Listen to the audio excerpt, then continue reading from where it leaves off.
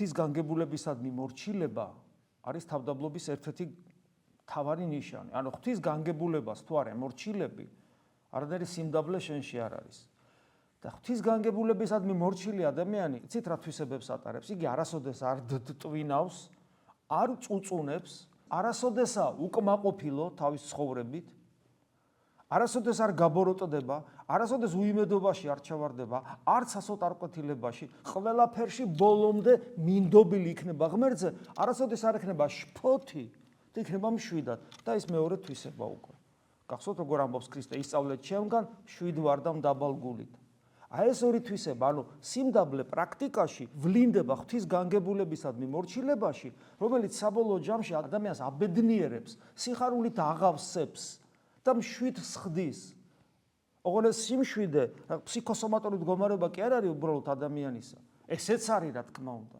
არამედ ეს არის სხვა განსხვავებული მდგომარეობა, როცა უკვე ადამიანი ახალ ქმნილებად არის გადაქცეული და მასში თავად ღმერთი ცხოვრობს. თავად ქრისტე იძლევა არა მარტო იმას ამბობს, რომ ისწავლეთ ჩემგან, რომ ასეთი ვარ მე, არამედ მაგალითს იძლევა. წარმოიდგინეთ, ის არის ყოვლის შემძლე, სამყაროს შემოქმედი, აი ეს დიადი სამყარო ქრისტეს შემოქმედება. მან შექმნა ეს სამყარო. ძე ღვთისა არის შემოქმედი, ხო? მოდის ადამიანად.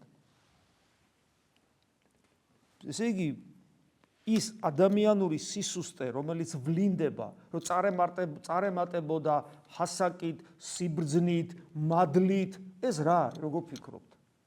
რას ნიშნავს? თავის დროზე ჩანასახის მდგომარეობაში იყო დედის წიაღში, ნაყოფი პატარა, ხო?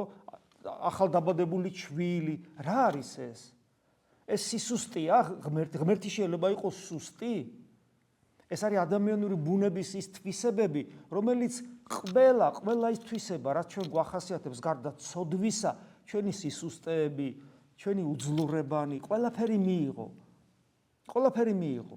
რომ ამას თავის მიზეზი ქონდა, რომ ჩვენ ვერცერთ მდგომარეობაში ვერ ვიქნებით სამყაროში, ვერცერთ მდგომარეობაში ვერ აღმოჩნდებით, რომ თქვათ, რომ აი ღმერთო, შენ ეს მდგომარეობა არ იცი. როგორ არ იცის? ყველაფერი იცის, იმიტომ რომ ყველანაირ მდგომარეობაში იყო ღმერთი. ყველანაირში.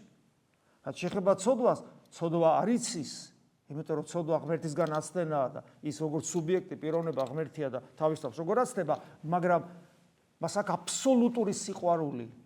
ყველა ადამიანის უპირობო სიყვარული, უკიდურესი ცოდვილის, მას ჩემი ცოდვა, ჩემდამი სიყვარულში ხელს არ უშლის.